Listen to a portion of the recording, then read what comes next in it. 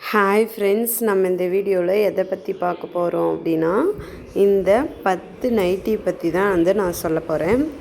இது பார்த்திங்கன்னா, இந்த 10 நைட்டிஸும் பார்த்திங்கன்னா டோட்டலாக அவங்க எம்ப்ராய்டிங் பண்ணி கொடுத்து எல்லாம் ஸ்டிச் பண்ணி கொடுத்ததுக்கு பார்த்திங்கன்னா 3000 தான். அதில் பாருங்கள், ஸோ மெனி கலர் வெரைட்டிஸ் இருந்துச்சு.